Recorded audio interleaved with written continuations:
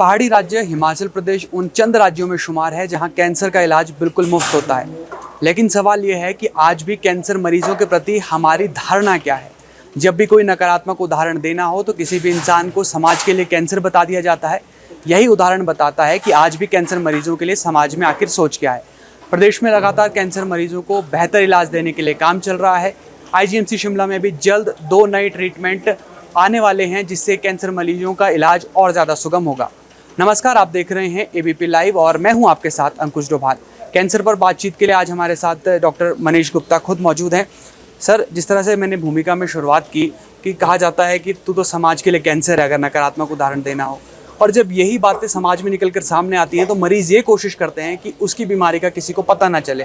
तो सर, क्या लगता है आपको कि कितनी जागरूकता यहाँ पर समाज में है, और हिमाचल प्रदेश के जो मरीज़ हैं, खासकर जो आईजीएमसी शिमला में आते हैं, उन्हें किस तरह का इलाज और साथ ही साथ उनको जो मेंटल ट्रॉमा एक से जिससे गुजरना पड़ता है उससे किस तरह बाहर निकलने के लिए आप लोग काम कर रहे हैं? देखिए, आपने उदाहरण बहुत डिस्टर्बिंग दिया कि कैंसर कह देते हैं, पर अभी थोड़ी स्थिति मुझे लगता है सुधर रही है, क्योंकि लोगों की अवेयरनेस तो पक्के तौर पे बेहतर हुई है।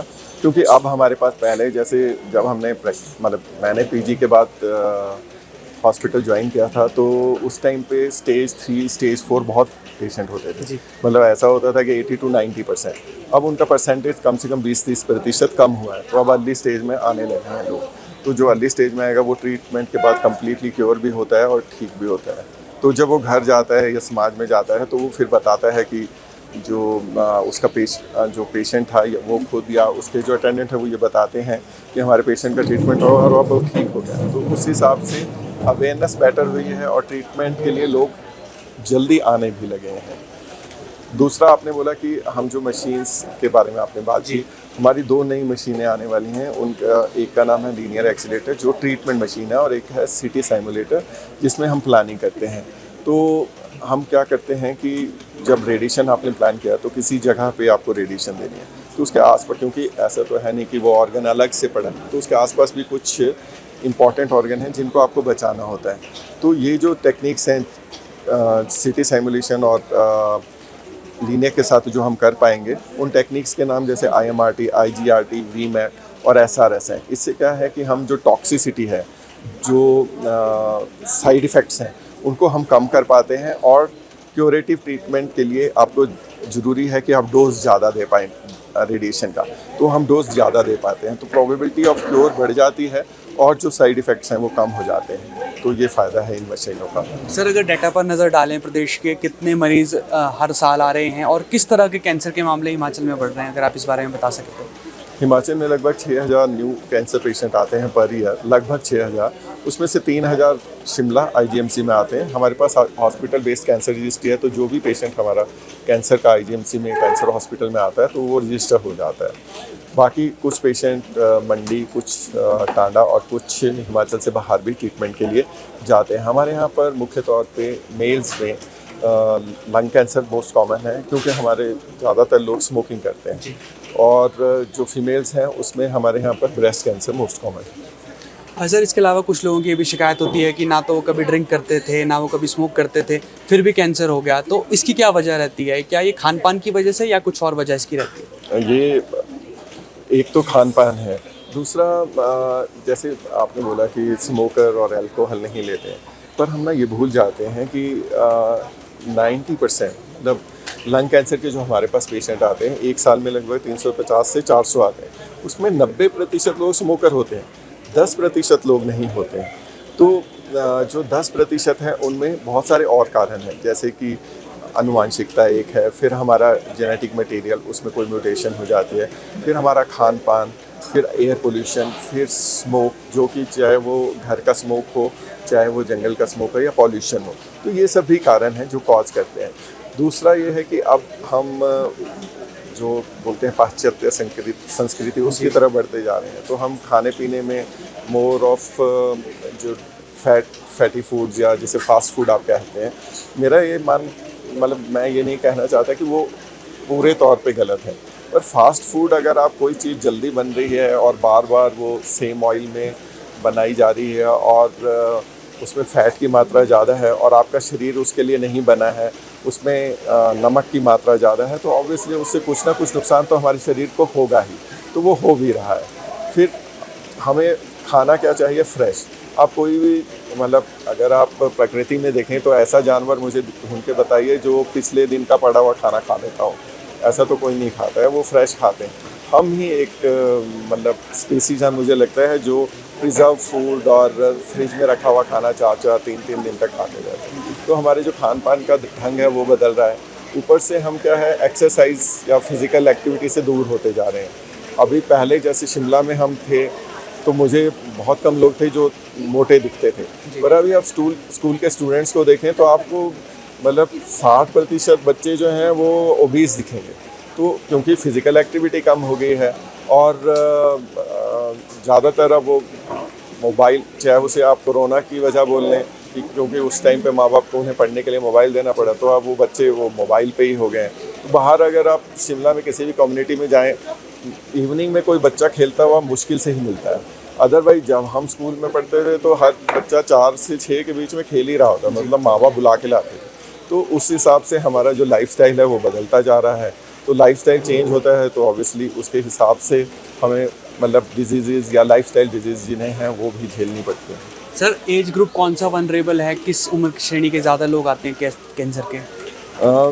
ऐसा नहीं है कि सिर्फ मतलब ऐसा कहना थोड़ा मुश्किल है कि कौन से एज ग्रुप में मोस्ट वनरेबल है। बच्चों को भी कैंसर होता है, बूढ़ों को भी कैंसर होता है और यंग लोगों को भी कैंसर। पर हमारी प्रॉब्लम क्या है कि हम we are more concern with most productive age group, जो कि किसी भी देश या राष्ट्र या प्रदेश के लिए इम्पॉर्टेंट होता है। वो कौन सा है? 35 से 45। तो ये जो एज ग्रुप है इसमें maximum number of cancer patient आते हैं। उसका कारण, जो सिंपल कारण मेरी समझ में आता है वो ये है कि हम क्योंकि खाना पीना, क्योंकि बचपन से खाना पीना आपका अगर बिगड़ने लगा है तो over a period of time उसका नुकसान आपको होगा। फिर जो बैड हैबिट्स हैं वो भी इस एज ग्रुप में मैक्सिमम होगी, क्योंकि यही एज ग्रुप है जिसमें स्ट्रेस ज़्यादा होगी। उस स्ट्रेस को हटाने के लिए करना लोगों को फिज़िकल एक्टिविटी चाहिए, पर वो इनएक्टिविटी और जो व्यसन है या बैड हैबिट्स हैं उनकी तरफ चले जाते हैं। तो वो भी एक कारण मुझे लगता है। डॉक्टर साहब एक ये ब्रेस्ट और यूट्रस से जुड़ी जो बीमारियां होती है, हमारा जो घर का माहौल ऐसा होता है कि लड़कियां डरती हैं घर वालों से बात शेयर करने में कि ब्रेस्ट में कोई प्रॉब्लम है या यूट्रस में प्रॉब्लम है। तो क्या कुछ ऐसे भी केसेस हैं कि जो काफ़ी देर से पहुंचते हैं क्योंकि जो लड़कियां हैं या माताएं बहनें वो बता नहीं पाती घर परिवार में कि उनको ऐसी परेशानी हो रही है? आपका ये कथन काफ़ी सत्य है। फीमेल्स में ये प्रॉब्लम होती है। एक यही प्रॉब्लम नहीं है कि वो शर्म के कारण नहीं बताती, उनका एक प्रॉब्लम ये भी होता है कि अभी मेरे हस्बैंड का कुछ इंपॉर्टेंट काम है या मेरी सास का है या मेरी बेटी का है या मेरे बेटे का है। ये सब बातें भी वो अपनी हेल्थ से पहले रखती हैं, तो which is unfortunate but it is true.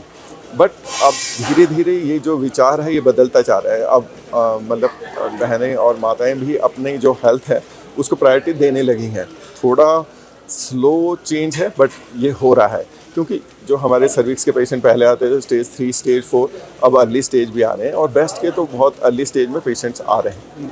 Sir cancer मतलब डर, जैसे लगता है कि कैंसर हो गया तो एक डर पैदा हो जाता है। तो हम ये माने कि अब कैंसर का इलाज संभव है, फर्स्ट स्टेज, सेकंड स्टेज या थर्ड स्टेज, या फिर कब तक क्योर हो सकता है? देखिए, कैंसर का इलाज संभव है, ये पक्का है। आप अगर जो मेरा विचार है उसमें ऐसा है कि अगर आपको हाइपरटेंशन हो जाती है या शुगर हो जाती है तो you can never be cured, कि आपको शुगर कंट्रोल कर सकते हो, बीपी कंट्रोल कर सकते हो, but cancer you can cure. मतलब एक बार हो गया, आप ठीक हो गए, उसके बाद ज़रूरी नहीं है आपको दोबारा होगा।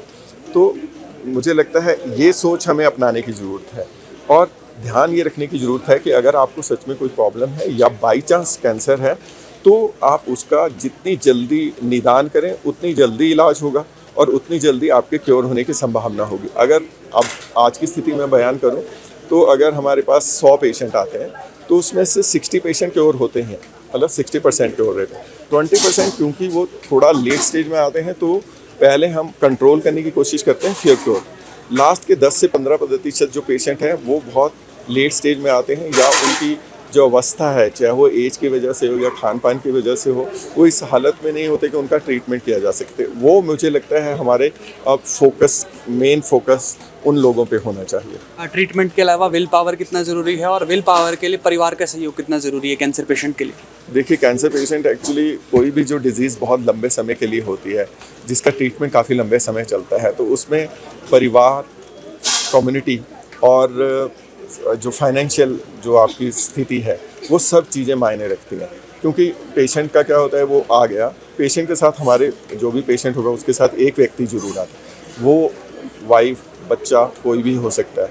तो जो फाइनेंशियल स्थिति है वो भी थोड़ी मतलब ख़राब होने की मतलब संभावना रहती है। पर अगर थोड़ा जो पेशेंट है उसके अटेंडेंट्स थोड़े केयरिंग हो, आप अगर मतलब कैंसर हॉस्पिटल को विज़िट करें तो देखेंगे कि हमारे यहाँ पे अभी भी थोड़ी बहुत सोशल रिस्पॉन्सिबिलिटी लोगों में है। तो हर पेशेंट के साथ कोई ना कोई अटेंडेंट होता है, मतलब ऐसा 3-4 महीनों में कोई होता है कि पेशेंट अकेले आए। अदरवाइज देयर आर मतलब लोग होते हैं जो उनकी केयर करते हैं। तो वी आर फॉर्चुनेट कि हम ऐसी जगह रहते हैं जहाँ अभी भी थोड़ी मानव संवेदनाएँ बची हुई हैं। दूसरा, जो आपने विल पावर बोली, मेरे हिसाब से वो मोस्ट इम्पॉर्टेंट है, क्योंकि अगर आपका पॉजिटिव सोच है तभी यूजुअली मतलब हम तो सेम ट्रीटमेंट मतलब एक पेशेंट, मान लीजिए 5 पेशेंट एक तरह के डिजीज़ के आए या एक कैंसर का है, वो सेम स्टेज में, तो जो डॉक्टर हैं या जो ट्रीट कर रहे हैं वो तो सेम ट्रीटमेंट देंगे। पर आप देखेंगे कि 5 में से 4 तो बहुत बढ़िया हो गए, एक को फ़र्क नहीं पड़ा। तो उसमें जो फ़र्क होता है वो बेसिकली विल पावर होता है। तो strong will power, positive thought, good sport. और अभी फाइनेंस का उतना चक्कर नहीं है, क्योंकि फाइनेंस के तौर पे हमारी गवर्नमेंट हिम केयर और आयुष्मान कार्ड है, तो हमारे तो 90% या मैं तो कहूँगा 100% पेशेंट ही उससे ट्रीटमेंट कराते हैं, तो सभी का ट्रीटमेंट फ्री होता है। डॉक्टर साहब, मेरे पास बहुत सारे सवाल हैं, लेकिन मैं एक आखिरी सवाल आपसे लूँगा। अगर कैंसर पूरा ठीक हो जाए, पूरा स्वस्थ हो जाए व्यक्ति, उसके बाद कितने चांसेस है कि उसको दोबारा कैंसर हो सकता है? देखिए, मुश्किल क्वेश्चन है, क्योंकि परसेंटेज में बताना थोड़ा मुश्किल है। मान लीजिए किसी को गले का कैंसर हो गया और वो क्योर हो गया, और उसने स्मोकिंग या वो चीज़ें जो वो करता था जिसकी वजह से उसे कैंसर हुआ छोड़ दी, तो प्रोबेबिलिटी है कि उसे दोबारा कैंसर नहीं होना चाहिए। ठीक है। दूसरा, अब जैसे किसी फीमेल है, लेडी है, उन्हें ब्रेस्ट कैंसर हो गया तो और क्योर हो गया, तो जो ब्रेस्ट कैंसर होता है उसका थोड़ा नेचुरल हिस्ट्री ऐसा है कि we have to take care of that patient for at least 10 years, क्योंकि 10 ईयर्स में उसके दोबारा आने की संभावना होती है। दैट्स वाई उसी वजह से हम पेशेंट को बार बार हॉस्पिटल बुलाते हैं। पर उसको दोबारा कैंसर होगा, इसका डेफिनेट परसेंटेज बताना थोड़ा सा मुश्किल है, क्योंकि it depends on age group, उसके रिस्क फैक्टर, और जब ट्रीटमेंट शुरू हुआ उसके बाद उन्होंने रिस्क फैक्टर वो अवॉइड किए कि नहीं किए। सर, आपने समय दिया, आपका बहुत बहुत धन्यवाद। Thank you.